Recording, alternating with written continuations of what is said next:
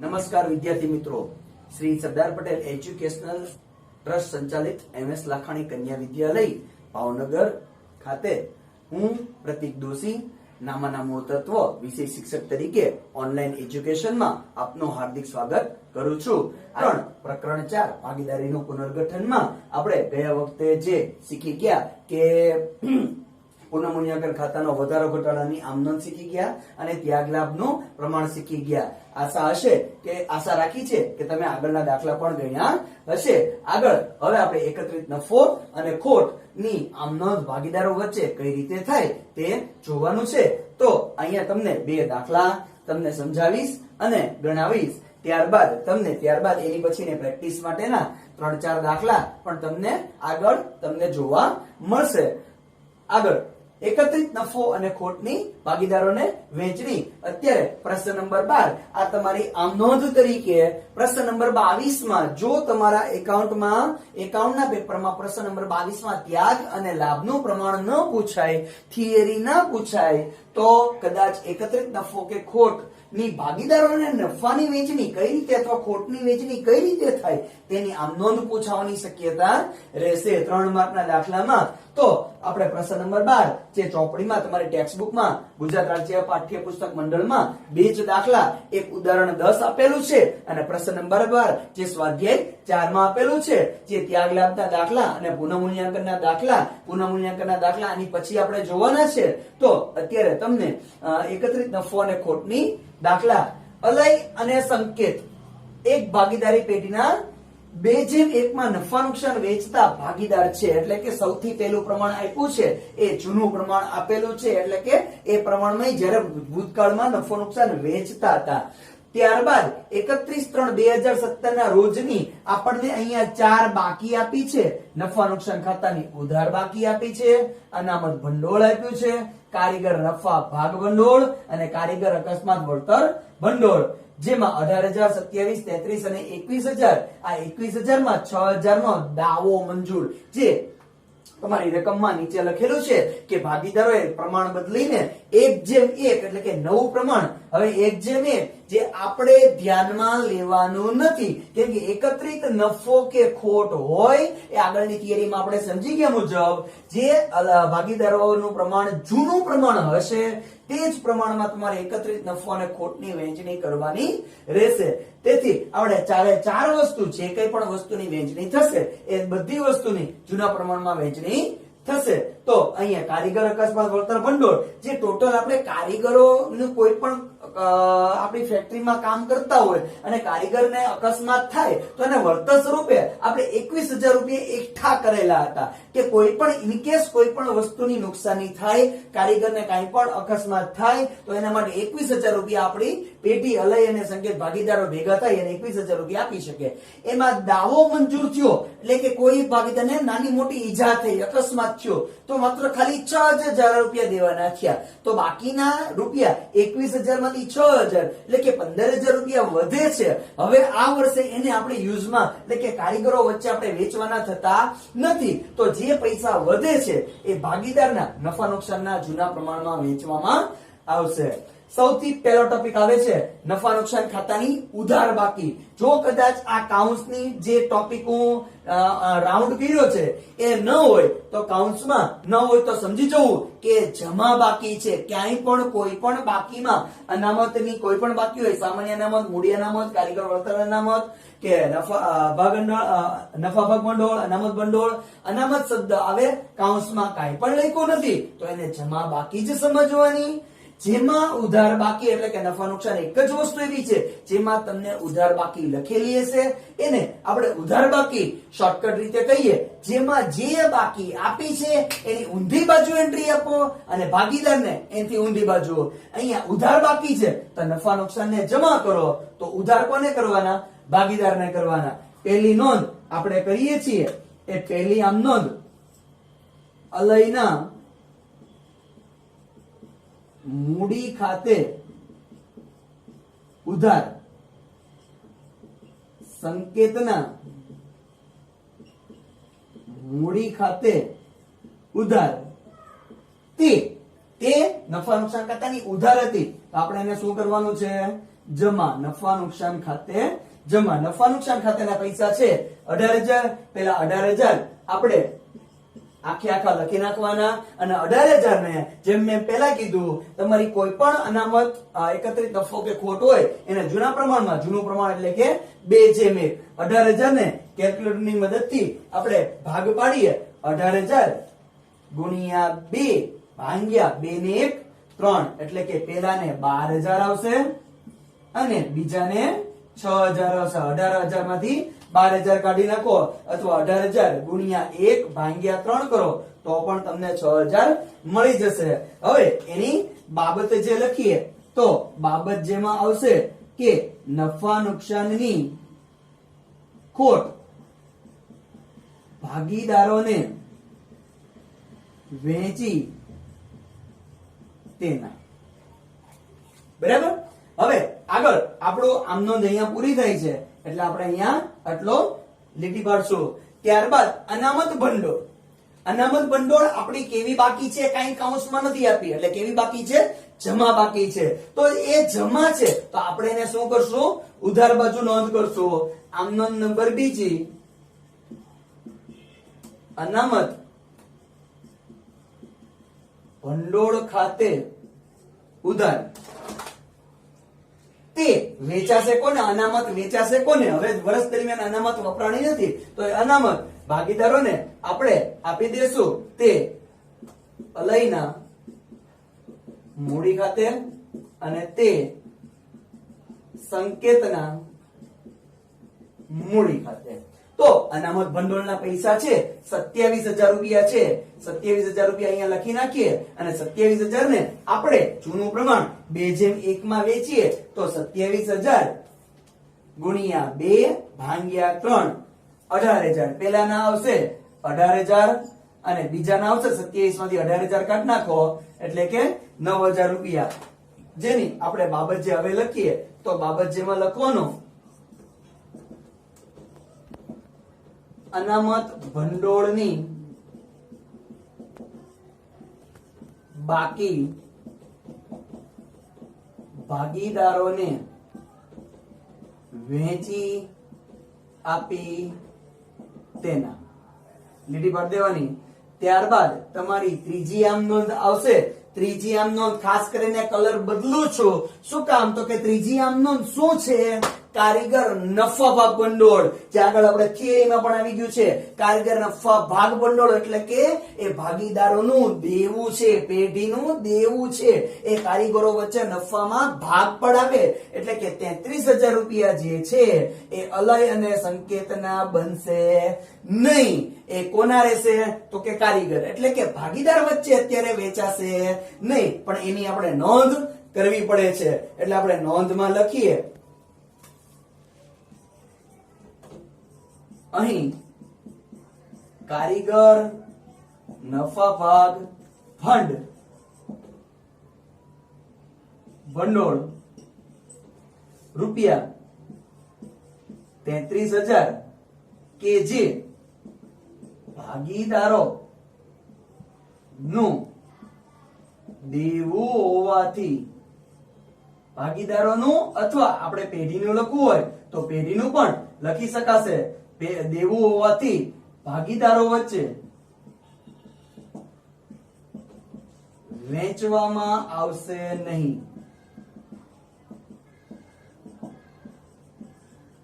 તેથી આમ નોંધ થશે નહીં. આ આમ નોંધ તમને એમ થાય કે આ નોંધ ન કરીએ તો માર્ક તમને મળે નહીં. એટલે આ નોંધ લખવી તમારા માટે ફરજિયાત છે. કોઈ પણ વિદ્યાર્થી આ નોંધ લખવાનું ભૂલે નહીં. આ એક જ શબ્દ એવો છે કારીગર નફા ભાગ ભંડોળ એ ભાગીદારો વચ્ચે વેચવાનો પ્રશ્ન આવતો નથી. ઓકે, આગળ ચોથી આમ નોંધ. હવે ચોથી આમ નોંધ છે આપણી કારીગર અકસ્માત વળતર ભંડોળ જેને ટોટલ 21,000 રૂપિયા ટોટલ આપણે 21,000 રૂપિયા ભેગા કર્યા છે. એમાં માત્ર ખાલી અત્યારે હાલમાં 6,000 રૂપિયા દેવાના છે. તો વધે કેટલા? કેલ્ક્યુલેટરમાં ગણતરી કરો. 21,000 માઇનસ 6,000 એટલે વધે છે તમારા 15,000 રૂપિયા. જે 15,000 રૂપિયા તમારે અલય અને સંકેતને વેચી દેવાના. ખબર પડે કેવી રીતે વેચવા? તો કે અનામત ભંડોળ, ભંડોળ છે. ભંડોળ એટલે કેવી બાકી હોય? જમા બાકી. જમાને આપણે શું કરવાનું? ઉધાર કરવાનું. કારીગર અકસ્માત વળતર ભંડોળ ખાતે ઉધાર તે અલયના મૂડી ખાતે અને તે સંકેતના મૂડી ખાતે. કારીગર અકસ્માત ભંડોળ 21,000, 21,000 માંથી 6,000 એટલે વધે છે 15,000 રૂપિયા. 15,000 રૂપિયા અને 15,000 ને આપણે 2:1 માં 15,000 ગુણ્યા 2 ભાગ્યા 3 એટલે કે પેલાને 10,000 અને બીજાને 5,000 રૂપિયા આવશે. જેની બાબત જે આપણે લખીએ કારીગર અકસ્માત વળતરની બાકી ભાગીદારોને વહેંચી તેના. ત્યારબાદ દાખલો તમારો પૂર્ણ થાય છે એટલે કે તમારો કુલ સરવાળો આવશે. કુલ સરવાળો છે અહીંયા 12,000 વત્તા 6,000 વત્તા 27,000 અને વત્તા 15,000 એટલે કે 60,000 રૂપિયાનો તમારો સરવાળો આવશે. તો અને અહીંયા રકમમાં કઈ નથી આવતું એટલે ડેશ ડેશ કરી નાખશો તો પણ ચાલશે. તો વિદ્યાર્થી મિત્રો તમે એટલું જોઈ શકો છો કે આ રકમ અને નીચે તમને આમ નોંધ લખી આપેલ છે. હવે ઉદાહરણ 10 જે એ પણ એમાં આમ નોંધ જ છે, તેમાં કોઈ શબ્દ ફેરવાય છે કે નથી ફેરવાતો એ પણ આપણે ઉદાહરણ 10 ના જોઈએ. તો વિદ્યાર્થી મિત્રો આપણે હમણાં આગળ કીધું એમ ઉદાહરણ 10 અત્યારે ઉદાહરણ 10 માં જોઈએ જે તમારી પાઠ્યપુસ્તકમાં પણ આપેલું છે. ભાગીદારોના નામ છે રામ અને રહીમ.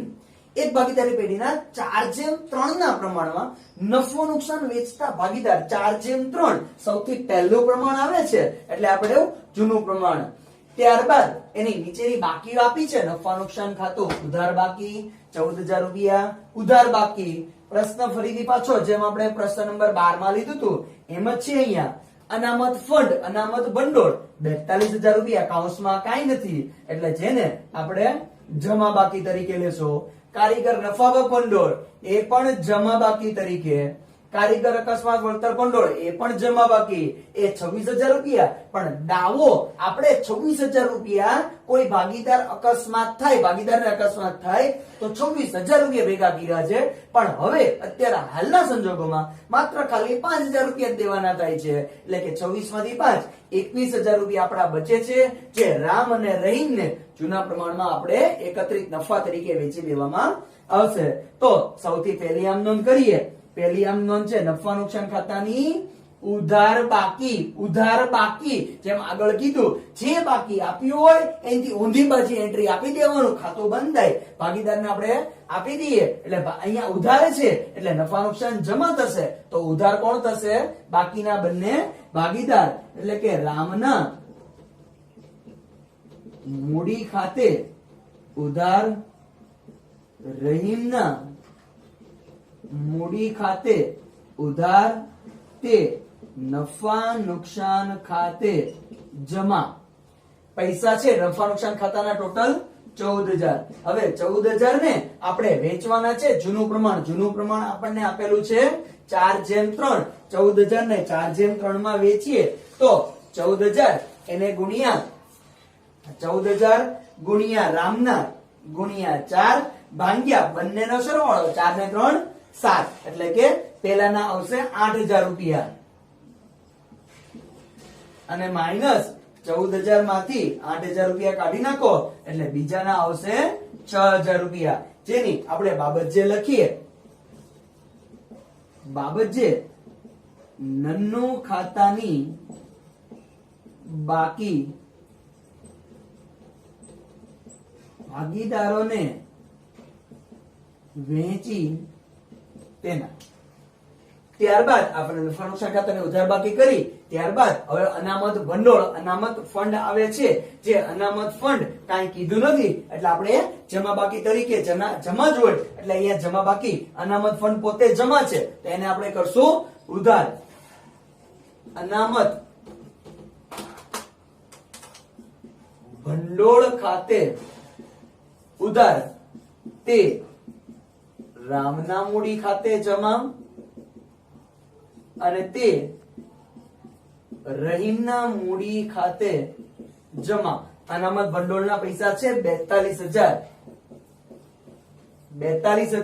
હવે 42,000 ને 4:3 માં વેચીએ તો આપણને ખ્યાલ પડે કે કેટલા રામને કેટલા મળશે અને રહીમને કેટલા મળશે. 42,000 ગુણ્યા જૂનું પ્રમાણ 4 અને એને ભાંગ્યા બંનેનો સરવાળો 4 ને 3 7 એટલે કે પેલાને 24,000 આવશે.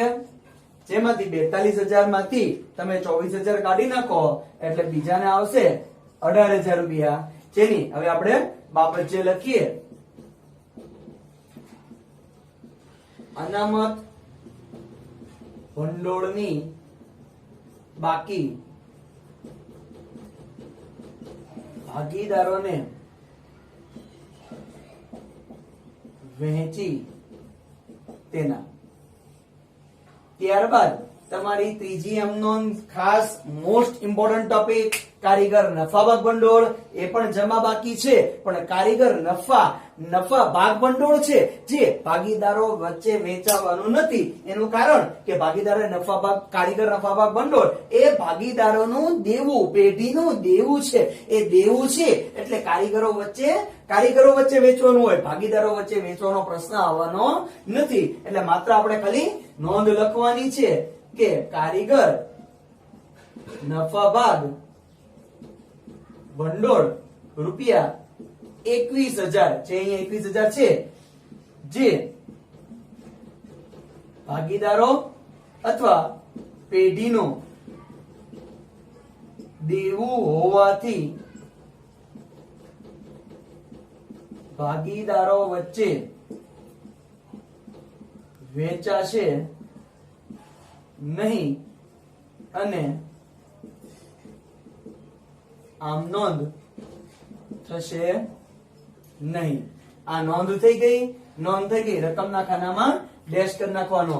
ત્યારબાદ આમનો નંબર આપણી ચોથી આવશે, જે કારીગર અકસ્માત વળતર ભંડોળ. આમ જનરલી જોવો તો કારીગર અકસ્માત વળતર ભંડોળ અને અનામત ભંડોળ બંને જમા બાકી છે. બંનેની આમ નોંધ જે વિદ્યાર્થી મિત્રોને ભેગી ફાવે તો ભેગી પણ કરી શકે અને છૂટી કરો તો છૂટી પણ કરી શકાય છે. જેમ આપણે અત્યારે કરીએ છીએ ચોથી આમ નોંધ, કારીગર અકસ્માત વળતર ભંડોળ 26,000, જેમાં આપણે 5,000 રૂપિયા દેવાના છે એટલે કે 26,000 માંથી 5,000 રૂપિયા વધે, 5,000 રૂપિયા બાદ કરીએ એટલે કે 21,000 રૂપિયા ભાગીદારો વચ્ચે, રામ અને રહીમ વચ્ચે 21,000 રૂપિયા 4:3 ના પ્રમાણમાં વેચવામાં આવશે. જે અનામત ભંડોળ જમા બાકી છે આપણે એની આમ નોંધ ઉધાર કારીગર અકસ્માત વળતર ભંડોળ ખાતે ઉધાર 21,000 રૂપિયા તે રામના મૂડી ખાતે અને તે રહીમના મૂડી ખાતે જમા, જે જૂના પ્રમાણમાં વેચવામાં આવશે. સૌથી પહેલા આપણે બાબત જે લખી નાખીએ કે કારીગર અકસ્માત વળતર ભંડોળ ભાગીદારો વચ્ચે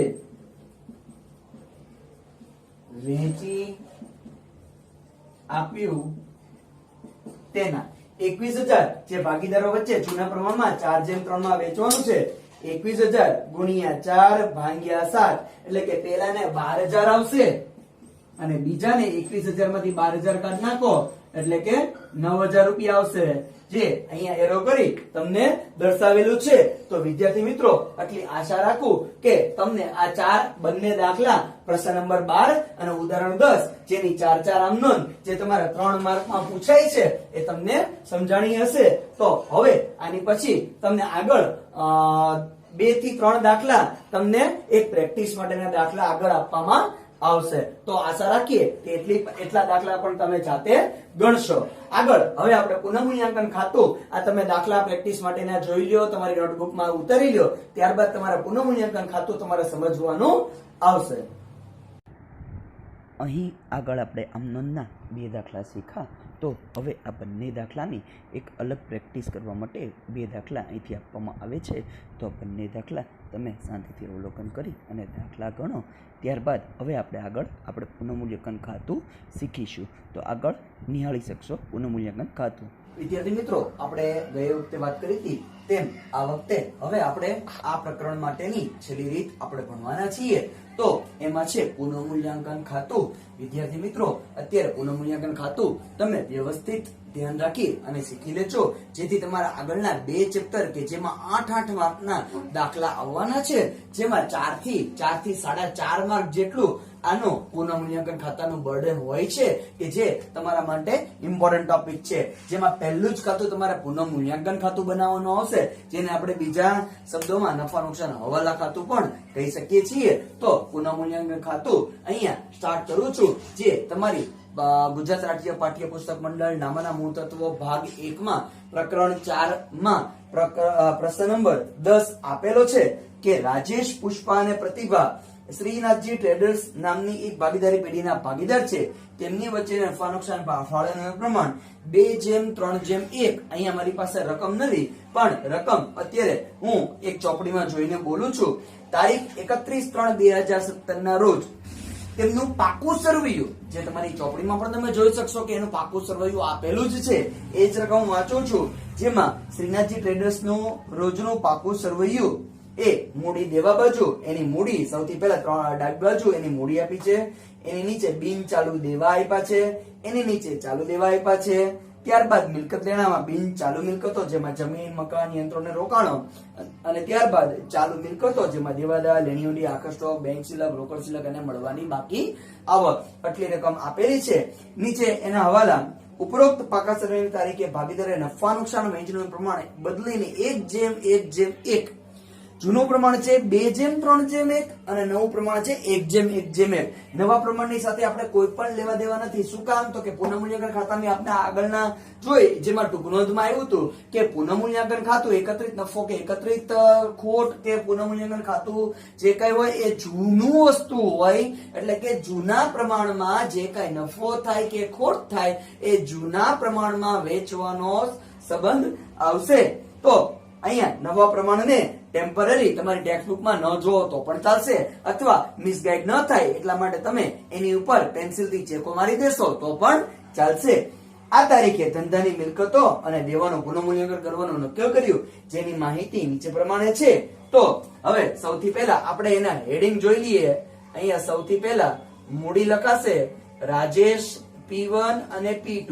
હવે એને જ્યારે મૂડી આપી છે, શરૂની મૂડી છે. આપણે અહીંયા ભાગીદારોના મૂડી ખાતા ચોપડીમાં આપણને માત્ર 2 જ વસ્તુ બનાવવાની કીધી છે, હવાલા આપ્યા છે નીચેને કે એની આમનોંધ પસાર કરો. પુનઃમૂલ્યાંકન ખાતું બનાવી એની આમનોંધ અથવા આમનોંધ કરીને પુનઃમૂલ્યાંકન ખાતું. પણ અહીંયા મારે તમને પુનઃમૂલ્યાંકન ખાતું 8 માર્કમાં, અત્યારે આમાં તમારે પૂછવાની શક્યતા હશે તો કદાચ 3 માર્કમાં પૂછવાની શક્યતા હશે, પણ અહીંયા હું તમને જે શીખવાડું છું એ 8 માર્કના દાખલામાં પણ શીખાઈ જાય શોર્ટકટ પદ્ધતિથી. એટલે ખાસ અહીંયા તમારી શોર્ટકટ ને ધ્યાનમાં રાખી અને મેં પુનઃમૂલ્યાંકન ખાતું અને પાકું સરવૈયું સાથે લીધું છે, જેથી તમને પુનઃમૂલ્યાંકન ખાતાની અસર વ્યવસ્થિત રીતે સમજાઈ જાય. તો આપણે આમનોંધ, આની પછી આગળ આપણે આજે દાખલો પૂરો નહીં કરીએ, આની પછી આપણે આમનોંધ કરશું, જેથી તમને એ પણ સમજાઈ જશે. તો આપણે સૌથી પહેલો હવાલો વાંચીએ. અહીંયા પહેલા મૂડી, એની નીચે અહીંયા આપણે લખશું બિન ચાલુ દેવા આવશે. પહેલા આવશે બિન ચાલુ દેવા, એની નીચે તમારે આવશે ચાલુ દેવા. એમ સામે અહીંયા આવશે બિન ચાલુ મિલકતો.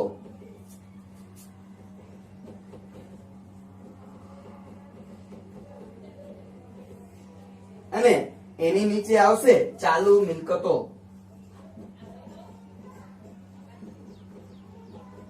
આ હેડિંગ તમારે જ્યારે આવે ત્યારે લખો તો પણ ચાલે, અને પહેલાથી આપી દો તો પણ ચાલે છે. તો સૌથી પહેલા હવે આપણે પહેલો હવાલો જોઈએ. જમીનની કિંમત 2,50,000 સુધી વધારવી. સુધી કીધું છે. આપણે કોઈ જગ્યાએ જવું હોય તો એક જગ્યાએથી અહીંયા ઉભા છે, માની લો કે હું અત્યારે ઉભો છું, મારે આ બોર્ડ પૂરું થાય ત્યાં સુધી જવું છે, તો અહીંથી આ જગ્યાએ તો હું ઉભો જ છું, મારે આટલો જ પાર્ટ વધારવાનો છે, તો હું આટલા જ પાર્ટનો પ્લસ કરીશ. વધારવાનું કીધું છે એટલે આટલો જ પાર્ટ. અહીંયા સૌથી પહેલા જમીન જોઈ લો તો જમીન જૂની 1,80,000 રૂપિયા બતાવે છે. જમીન જૂની 1,80,000 આપણને વધારવાના કીધા છે 250 સુધી, એટલે કે મોટી રકમ માંથી નાની રકમ બાદ કરી દો, 250 માંથી 1,80,000 બાદ કરી દો એટલે તમને વધારાની રકમ મળશે. કેટલી મળે છે? 70,000 ની વધારાની રકમ જે પ્લસ થશે, એટલે કે 1,80,000 માં 70,000 રૂપિયા તમારા પ્લસ થશે. એટલે કે ટોટલ તમારા બિન ચાલુ મિલકતમાં સૌથી પહેલો ટોપિક આવે છે જમીન, જેમાં 1,80,000 વત્તા 70,000 એટલે 250. હવાલાની બે આમનોંધ હોય જે તમે 11મા ધોરણમાં પણ શીખી ગયા છો. તો અહીંયા બે આમનોંધમાં અહીંયા આપણે જોઈએ ખાતાની બે બાજુ, એટલે પ્રશ્ન તમારા મગજમાં એટલું જ થશે ઉધાર અને જમા, જમા અને ઉધાર, ઉધાર અને જમા. પણ અહીંથી થોડોક તમને ખાલી માત્ર શોર્ટકટના સંદર્ભમાં સમજાવવા માંગુ છું કે ખાતાની બે જ બાજુ ખાલી ટેમ્પરરી યાદ રાખો, ડાબી બાજુ જમણી બાજુ, જે તમને બધા વિદ્યાર્થી મિત્રોને યાદ જ છે કે ડાબી જમણી, ડાબી અને જમણી. તો અહીંયા માત્ર એટલું જ ડાબી જમણી યાદ રાખી લીધા પછી હવે શોર્ટકટ બોલું છું તો શોર્ટકટને ખાસ ધ્યાનમાં રાખજો કે પ્લસ થયું છે, મિલકત છે કે દેવું છે, કોઈ પણ વસ્તુ હોય, કઈ બાજુ પ્લસ થાય છે તો કે જમણી બાજુ પ્લસ થયું છે ત્યારે એની બીજી એન્ટ્રી જમણી બાજુ જ આવશે. પ્લસ થાય તો સાઈડ તેને તે જ રહેશે. સાઈડ ઉધાર જમા નથી, સાઈડ ડાબી જમણીની વાત છે.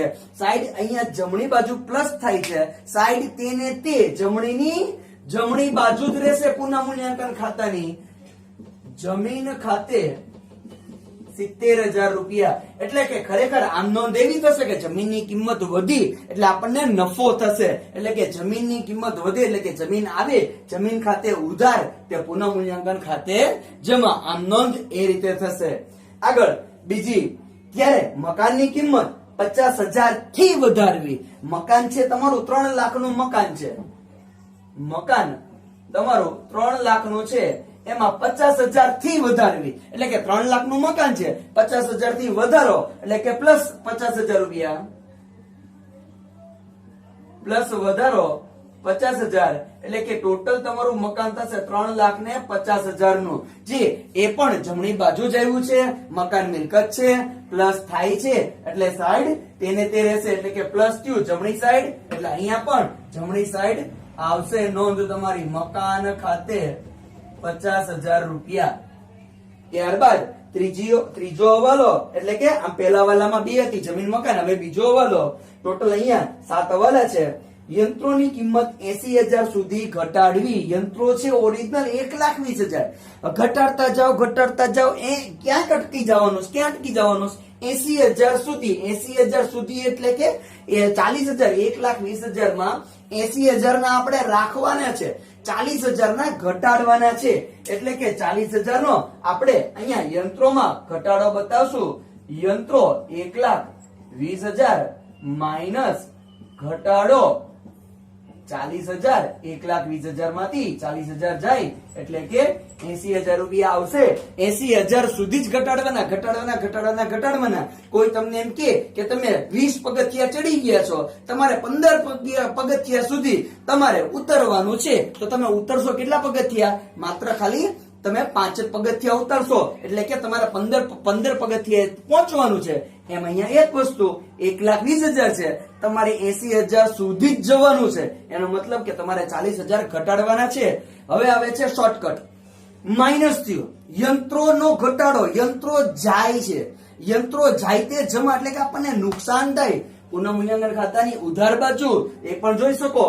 જોજો, આની પહેલા મેં શોર્ટકટ કીધી, પ્લસ થયું, જે બાજુ પ્લસ થાય તો સાઈડ તેને તે રાખજો, જો માઇનસ થાય તો સાઈડ ને ચેન્જ કરી નાખજો, જમણીની ડાબી બાજુ. ફરીથી પ્લસ થયું સાઈડ તેને તે, મકાન પ્લસ થયું સાઈડ તેને તે, પણ યંત્રો જે માઇનસ થયું એટલે કે જમણી બાજુ માઇનસ થયું, જમણાનું ડાબું કરી નાખશું. તે બીજી એન્ટ્રી, તે યંત્ર ખાતે જેટલો ઘટાડો થયો હોય તેટલો, એટલે કે 40,000 રૂપિયાનો ઘટાડો થયો. આગળ રોકાણોની કિંમતમાં 30% નો ઘટાડો કરવો. રોકાણો જે આપણા ચાલુ મિલકતમાં જ આવે છે, રોકાણો માઇનસ ઘટાડો 30% કરવાનો છે. પણ રોકાણો ઓરિજિનલ કિંમત આપણી 40,000 રૂપિયા છે. 40,000 ના તમે કેલ્ક્યુલેટરમાં 30% કરો એટલે ખબર પડે. 40,000 ગુણ્યા 30% એટલે કે 12,000 રૂપિયા જે આવશે. જે 12,000 રૂપિયા અહીંયા લખો, માઇનસ બરાબર કરો એટલે તમને રકમ મળી જશે 12 ની, એટલે કે 28,000. શોર્ટકટ નંબર આપણી બીજી, એટલે કે માઇનસ થયું. જમણી બાજુ માઇનસ થયું, સાઈડ માઇનસ થાય એટલે સાઈડ ને શું કરી નાખશું? ચેન્જ. એટલે કે જમણીની ડાબી તે રોકાણો ખાતે કેટલા રૂપિયા છે? 12,000 રૂપિયા. તો હવાલા નંબર એની પછીનો હવાલા નંબર ચોથો, દેવાદારો પર 20% ઘાલખાત અનામત અને 5% વટાવ અનામતની જોગવાઈ કરો. તો એ ચાલુ મિલકતમાં આવશે. જે આપણા દેવાદારો છે, દેવાદારો આપણી ઓરિજિનલ કિંમત છે 50,000 રૂપિયા, માઇનસ ઘાલખાત અનામત 20% કીધી. 50,000 ના 20% કરો, 50,000 ગુણ્યા 20% એટલે કે સૌથી પહેલા એના 10,000 રૂપિયા આવશે. 50,000 માંથી 10,000 જાય એટલે કે 40,000 રૂપિયા વધે. ત્યારબાદ એમાં દેવાદાર વટાવ અનામત, દેવાદાર વટાવ અનામત 5% કીધો છે, એટલે કે દેવ અનામત 5%. 40,000 ના 5% એટલે કે 2,000 રૂપિયા આવશે. 40,000 માંથી 2,000 કાઢો એટલે કે 38,000 રૂપિયા. જે બંને વસ્તુ ઘાલખાત અનામત અને દેવાદાર વટાવ અનામતની જોગવાઈ કરી એટલે બંને વસ્તુ માઇનસ થશે. બંને વસ્તુ માઇનસ થયું. કઈ સાઈડ માઇનસ થયું? જમણી બાજુ માઇનસ થયું એટલે કે સાઈડ ચેન્જ થઈ જશે. બંનેની સાઈડ ચેન્જ એટલે કે પુનઃમૂલ્યાંકન ખાતાની ઉધાર બાજુ ઘાલખાત અનામત ખાતે અને તે દેવાદાર વટાવ અનામત ખાતે. ઘાલખાત અનામત છે 10,000 રૂપિયા અને દેવાદાર વટાવ અનામત છે 2,000 રૂપિયા. આગળ આપણો હવાલો પાંચમો, 15,000 ના સ્ટોકની કિંમતમાં 20% નો ઘટાડો. હવે ટોટલ સ્ટોક જોવો તો ટોટલ સ્ટોક છે કેટલો આપણો? તો કે આખા સ્ટોક છે ને 35,000 નો છે. સૌથી પહેલા સ્ટોક લખી નાખીએ આપણે 35,000 રૂપિયા. તો હવે એમાંય 35,000 માં બે ભાગ પડે છે. જે અહીંયા હું ગણતરી કરું છું, 35,000 એમાં બે ભાગ પડ્યા કે 15,000 નો જે સ્ટોક છે અને બીજો 20,000 નો. આને કોઈ કાંઈ અસર થતી નથી. એટલે કે નથી એમાં રૂપિયો વધતો કે નથી રૂપિયો ઘટતો, એમાં કાંઈ અસર નહીં. એટલે કે 20 ના 20,000. પણ 15,000 નો જે સ્ટોક છે એમાં 20% નો ઘટાડો. 15,000 ના 20% તમે કરો કેલ્ક્યુલેટરમાં, 15,000 ગુણ્યા 20% એટલે કે 3,000 રૂપિયાનો તમારે ઘટાડો કરવાનો છે.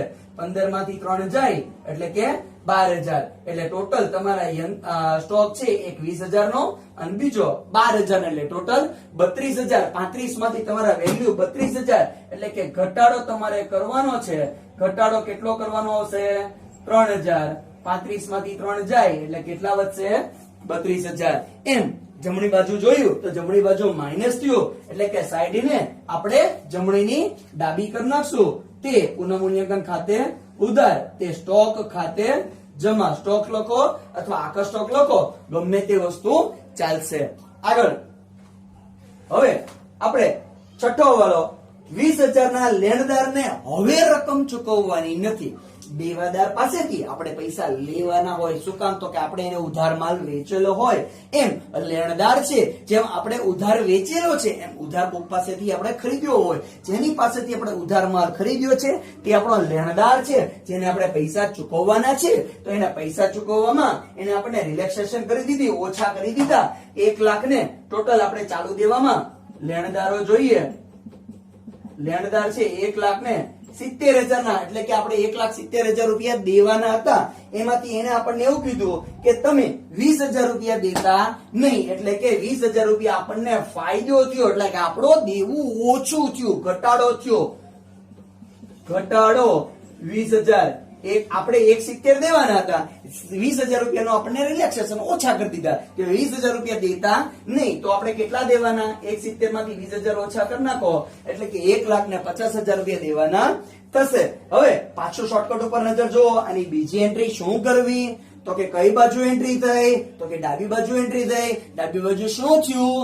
માઇનસ થયું કે પ્લસ થયું? તો કે ભાઈ માઇનસ થયું, તો ડાબી બાજુ માઇનસ થાય, સાઈડ ને શું કરી નાખવાની? બદલાવી નાખવાની. એટલે કે ડાબી બાજુ માઇનસ, એની બીજી એન્ટ્રી આવશે જમણી બાજુ. પુનઃમૂલ્યાંકન ખાતાની જમણી બાજુ એન્ટ્રી આવશે લેણદારો ખાતે 20,000 રૂપિયા જેટલો આપણો ઘટાડો થયો હોય એટલી નોંધ. આગળ છેલ્લો વાલો 3,000 ના ચૂકવવાના બાકી ખર્ચની 2,000 અને મળવાના 3,000 ચૂકવવાના બાકીની નોંધ કરવાની બાકી છે. તો ચૂકવવાના બાકીના ખર્ચની આપણે નોંધ કરી નાખીએ. જે અહીંયા નોંધ છે, ચૂકવવાના બાકી ખર્ચા 10,000 હતા, ચૂકવવાના બાકી 10,000 હતા, હજી 3,000 આપણે કોકને તમે સ્કૂલમાં ભણો છો, સ્કૂલમાં તમારી જે તે પણ ફી હોય એમાંથી તમે 50% ભરી હોય અને અમુક બાકીની 50% બાકી હોય, તો તમારે જે ભરવાના બાકી છે, તમારો ખર્ચો બાકી છે. કોમર્સના વિદ્યાર્થી મિત્રો છો એટલે તમને એટલું સમજાવું કે કોઈ પણ વસ્તુ તમે બજારમાં લેવા જાઓ તો 100 રૂપિયાની વસ્તુ લ્યો છો, 80 રૂપિયા આપો છો, તો 20 રૂપિયા હજી તમારે દેવાના બાકી છે, એટલે કે ચૂકવવાના બાકી છે, નથી કઈ તમારે સામે લેવાના.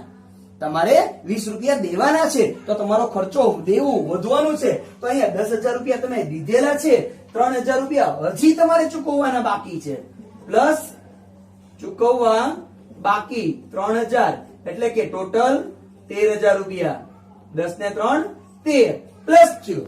તમે જોયું હશે પ્લસ થયું. કઈ સાઈડ? તો કે ડાબી સાઈડ પ્લસ થયું. સાઈડ તેને તે રહેશે એટલે કે પુનઃમૂલ્યાંકન ખાતાની ડાબી બાજુ ચૂકવવા બાકી ખર્ચ ખાતે 3,000 રૂપિયા. આગળ મળવા બાકી 2,000 રૂપિયાની મળવાની બાકી છે કઈ બાજુ? તો કે મિલકત લેણા બાજુ છે. મળવા બાકી આપણા હતા 4,000, હજી 2,000 બાકી છે.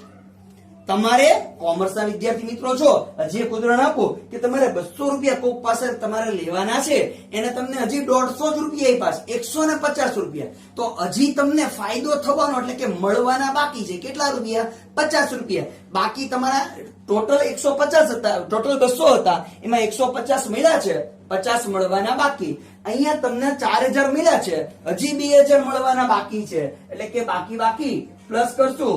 મળવા બાકી 2,000, 4 ને 2 6,000. જમણી બાજુ પ્લસ થાય છે, પ્લસ થાય એટલે કે સાઈડ તેને તે રહેશે. મળવા બાકી આવક ખાતે 2,000. હવાલા અહીંયા પૂરા થાય છે, તો એને આપ્યું છે ઉપરની માહિતી પરથી ભાગીદારીના પેઢીના ચોપડે આમનું લખી પુનઃમૂલ્યાંકન ખાતું તૈયાર કરો. આપણે પુનઃમૂલ્યાંકન ખાતું તૈયાર નથી કર્યું, પણ આપણે પુનઃમૂલ્યાંકન ખાતું બનાવ્યું અને પાકું સર્વૈયું પણ બનાવ્યું છે. સાથે મૂડી ખાતા છે એટલે હવે મૂડી ખાતામાં આપણે એની નોંધ લખીએ કે મૂડી જે છે, અત્યારે આપણે શરૂની મૂડી અહીંયા લખશું. મૂડી ખાતાની જમા બાકી, જેની સૌથી પહેલા લખશું બાકી આગળ લાવ્યા, જેની મૂડી છે 2 લાખ, 1 લાખ અને 2 લાખ.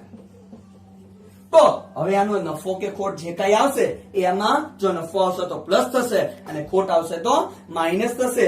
તો હવે આપણે ખાતાને બંધ કરીએ. આપણે બધી એન્ટ્રીઓ એક વખત ચેક કરી લઈએ.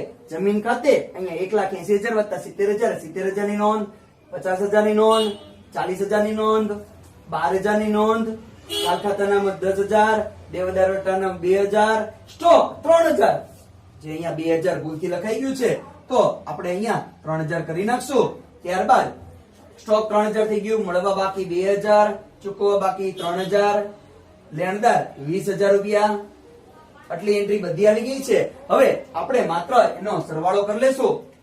70,000 વત્તા 50,000, 20,000 અને 2,000 એટલે કે 1,42,000 નો સરવાળો આવે છે ટોટલ,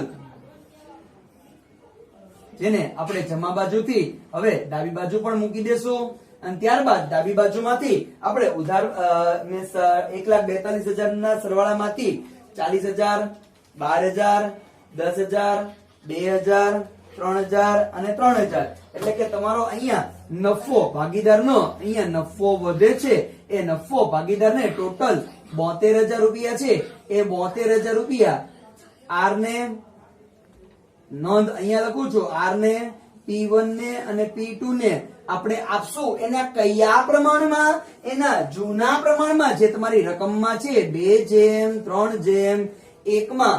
એટલે કે 72,000 ને 72,000 ગુણ્યા 2 ભાગ્યા 2 ને 3 5 ને 1 6 એટલે કે પેલામાં તમારો નફો આવશે 24,000. P1 નો શોધીએ 72,000 ગુણ્યા 3 ભાગ્યા 6 એટલે કે 36,000 અને 72,000 ગુણ્યા 1 ભાગ્યા 6 એટલે કે 12,000 રૂપિયા. હવે આ તમારા પુનઃમૂલ્યાંકન ખાતાની ઉધાર આવી. હવે આ નફો મળે છે ભાગીદારને એટલે કે ભાગીદારના મૂડી ખાતે. એમ અહીંયા પણ તમે શોર્ટકટ એવી રીતે વાપરી શકો, જે બાજુ ડિફરન્સ પડે એની ઊંધી બાજુ તમારે અહીં ડિફરન્સ આપવાનો. અહીંયા ડાબી બાજુ ડિફરન્સ પડ્યો તો હવે અહીંયા જમણી બાજુ આપણે લખશું પુનઃમૂલ્યાંકન નફો. પુનઃમૂલ્યાંકન નફો છે આપણો 24,000 રૂપિયા, 36,000 રૂપિયા અને 12,000 રૂપિયા જે તમારો સરવાળો. હવે આગળ કરશું 2 લાખમાં 24,000 રૂપિયા પ્લસ કરો એટલે કે 2 લાખ ને 24,000. 1 લાખમાં 36,000 પ્લસ કરો 1,36,000 અને 2 લાખમાં 12,000 2,12,000 જેનો સરવાળો પણ અહીંયા તમે મૂકી દેશો 2,24,000, 1,36,000 અને 2,12,000. તો બાકી આગળ બાદ કરવા જેવું ઉધાર બાજુ કઈ છે નહીં એટલે એટલા ને એટલા રૂપિયા આપણે લખવાના આવશે 1,36,000 અને 2,12,000. હવે અહીંયા આપણો આખર મૂડીમાં આપણી અહીંયા ઉધાર બાજુ ડિફરન્સ પડે છે જે આપણે અહીંયા જમા બાજુ રકમ લખશું. આર ની 2,24,000 રૂપિયા છે, P1 ની 1,36,000 રૂપિયા છે,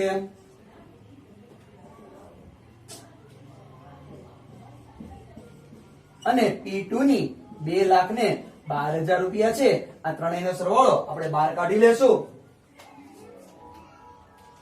2,24,000, 1,36,000 અને 2,12,000 એટલે કે 5,72,000 નો આપણો સરવાળો. હવે આપણો દાખલામાં જોતા જઈએ ખાલી કે જે વસ્તુ ડાબી બાજુ જમણી બાજુ પાકા સરળમાં કોઈ વિગત લખવાની રહી જતી હોય તો પેલા વિગત લખી નાખીએ.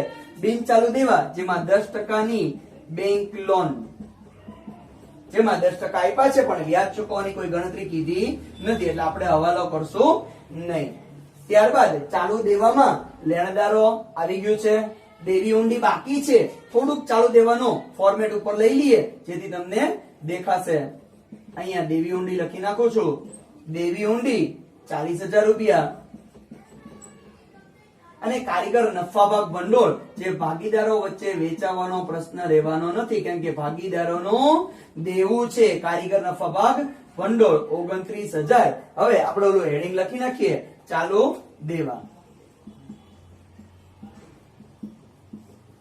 આગળ પાકા સરૈયામાં બિન ચાલુ મિલકતમાં જમીન આવી ગઈ છે, મકાન, યંત્રો, રોકાણો 4 વિગત આવી ગઈ છે. સામે જોઈ લઈએ દેવાદાર લેણી ઊંડી એક બાકી છે તો લેણી ઊંડીની નોંધ કરી નાખીએ. લેણી ઊંડી 10,000 રૂપિયા. ત્યારબાદ આકર ચોક આવી ગયો છે. બેંક સિલક અને રોકડ સિલક બે બાકી છે. બેંક સિલક અને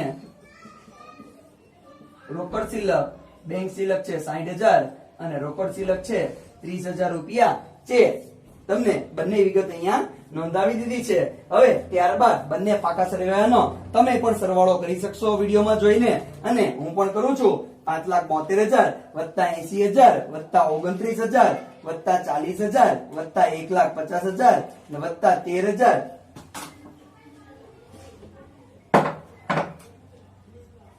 એટલે કે ટોટલ સરવાળો 8,84,000 આપણને મૂડી દેવા બાજુનો મળે છે.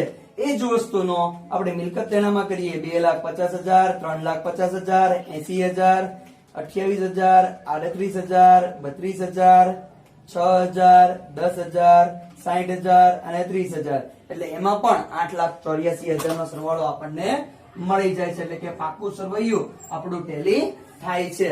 તો વિદ્યાર્થી મિત્રો, તમે આ દાખલો નિહાળી શકો છો કે કઈ રીતે તમને, ખાસ તો મારે આ દાખલામાં પુનઃમૂલ્યાંકન ખાતું કઈ રીતે લખાય છે એ વિશેની જ તમને નોંધ સમજાવવાની હતી. તો તમે પુનઃમૂલ્યાંકન ખાતું જોઈ શકો છો.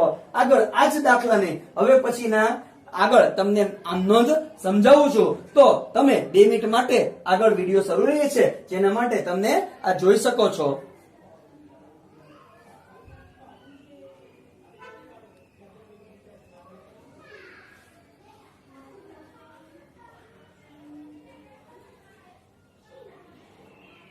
તો હવે આપણે આમ નોંધ તરફ જોઈશું.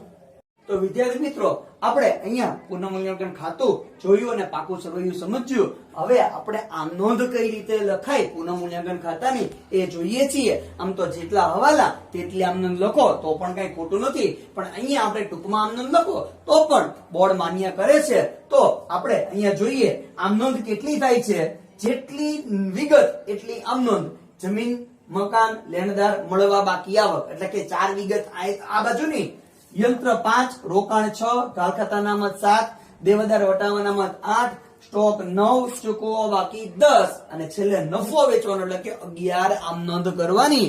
જો 3 માર્કમાં તમને આમ નોંધ પૂછાય તો 11 આમ નોંધ કરવી એ વ્યર્થ ગણાય. એની કરતા માત્ર 3 આમ નોંધ લખો કે જે તમારું પુનઃમૂલ્યાંકન ખાતું, અહીંયા જુઓ તો પુનઃમૂલ્યાંકન ખાતું શું થાય છે?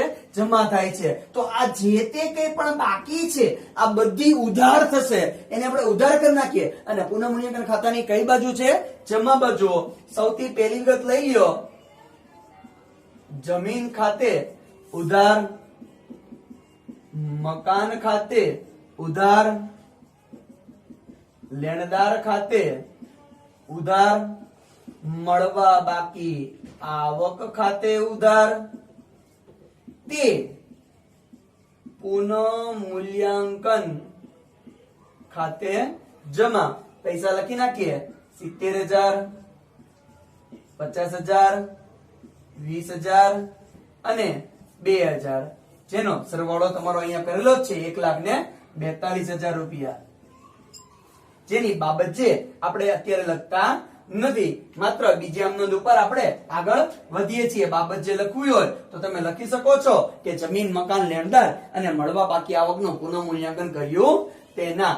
આગળ બીજી આમ નોંધ જે તમારું પુનઃમૂલ્યાંકન ખાતાની ઉધાર બાજુ બતાવે છે. એટલે કે પુનઃમૂલ્યાંકન ખાતે આ બધી વિગત પુનઃમૂલ્યાંકન ને ઉધાર કરવાનું અને આ બધી વિગતને જમા બાજુ એન્ટ્રી આપવાની.